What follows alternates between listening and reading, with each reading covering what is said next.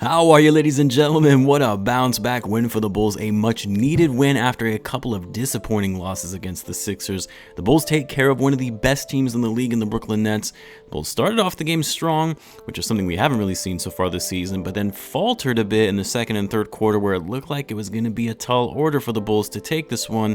But the newly invigorated bench mob brought the energy and momentum to kick off the fourth quarter and set the stage for the Bulls to close out the game with a win. So what's going on, everyone? You are listening to Bulls Central here. Hope you're all doing well. How are we feeling tonight, Bulls Nation? So much for my prediction for my weekly preview video, thinking that the only loss that the Bulls would have this week would be against the Nets. Hopefully that's not foreshadowing what's to come, but how about that fourth quarter from the Bulls in which they outscored the Nets 42-17? It's funny because in the live chat I was telling guys I'm going to lose my mind if Billy Donovan takes out that unit that started the fourth quarter that really brought the Bulls back into it and enabled the Bulls to take a solid lead. And when I saw Vucevic go to the scores table after how well Tony Bradley was playing, I nearly pulled my hair out. But then even Vucevic came in and surprised the hell out of us and had an incredible fourth quarter where he not only finally hit shots, but even had some key defensive plays as well.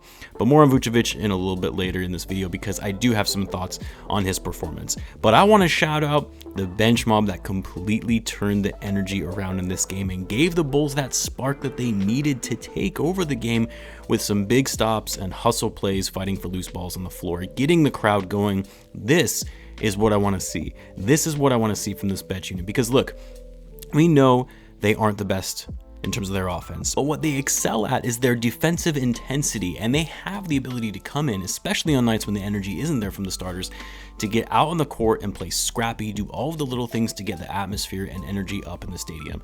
Shout out to the hometown kid, Dosunmu, who I continue to be impressed with everything he does. Mr. Fearless, the rookie who has all the confidence in the world and has actually delivered in some big minutes for the Bulls, hitting big shots. And the guy was actually getting late fourth quarter crunch time minutes to give DeRozan a little breather. He even finished the night with a career high of 15 points, shooting 6 for 10, 7 rebounds, and was plus 22 on the night. Not only that, but he was getting it done on the defensive end as well. And how about Tony Bradley? Look, he never shows up huge in the stat sheet.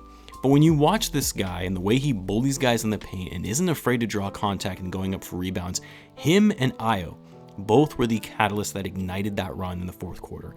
Bradley was getting it done on both ends, 4 points, 8 rebounds. Again, I wanted Bradley to remain in the game because we have seen it multiple times now where the Bulls get traction and play well when he's in the game to end the third quarter and the fourth. But obviously he was taken out by Vucevic later in the fourth. Derrick Jones Jr., another great game for him. He had to guard Kevin Durant for a good portion of the minutes that he played, and he did it well as one can possibly do anyway in guarding one of the best offensive players in history. Kevin Durant is just insanely good. It's almost unfair. Like when I watch him and the guys are all over him playing incredible defense, and he's still able to score at will. Just phenomenal. Alex Caruso was also great doing what he does on defense and hustling on every play. And guys, speaking of the bench mob being back, a shameless plug here. You guys remember the bench mob from the 2010 era that brought energy, passion, and hard-nosed defense? Well, the crew we have now, and Alex Caruso, Dosunmu, Derrick Jones Jr., Tony Bradley, and the like I said, they have reinvigorated that term and have brought the bench mob back to the Bulls. The bench mob reflects the attitude of Chicago, bringing energy, hustle, and passion every time they take the floor, and because of that, I've decided to partner with benchmob.com. Represent the players in the city by getting your bench mob gear now at benchmob.com, and you can save 20% off your purchase of any bench mob apparel by using the code BullsCentral20, all one word. They have some incredible designs, and guys, they even sent me some of their gear, and I can absolutely vouch for its quality. I cannot wait to wear it at the game when I see the Bulls play the Warriors. And as an added bonus, a portion of every sale will be donated to those in need. Benchmob has partnered with CJ Watson's Quiet Storm Foundation in addition to other great charities in Chicago to help make lives of those less fortunate better. So go to benchmob.com and get yourself some gear. The link to the site and my code for 20% off can be found in the description. Sorry, but I am super excited about this sponsorship as I love the Benchmob of the 2010s, and this one seems to be just as promising. But let's get back into the game. Now, obviously, another incredible game for DeMar DeRozan. I mean, he just continues to impress in playing at a super high level and even proving guys like myself wrong who thought, well, DeRozan's a great player, but he's not a top tier star level player anymore, and that couldn't be further from the truth. With every passing game, with the way that he's been putting up the kind of offensive numbers we have seen, playing with excellent efficiency, and also being a solid playmaker for the Bulls when they have needed him. He finished the game with 28 points on 50% shooting from the field and a plus 13 on the night.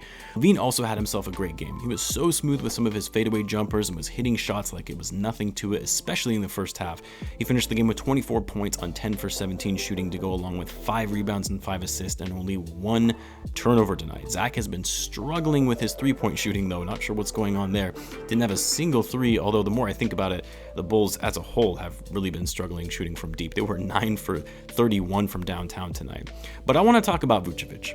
As I mentioned at the top of the video, look, I don't think people realize how important that strong fourth quarter from Vucevic was, because throughout this game, Vuce was straight up awful. That's not me hating, that's just how bad he was playing. And you could tell he was completely in his head. He knows that the pressure is on him because he has been playing poorly. And even though this was a perfect game for him to feast tonight on offense with the Nets not having a true center, he just couldn't hit shots. He was missing them at point blank range within 10 feet or getting blocked or turning the ball over. There were even times where he was getting out rebounded by guys smaller than him. Vucevic had 2 points heading into the fourth quarter. 2.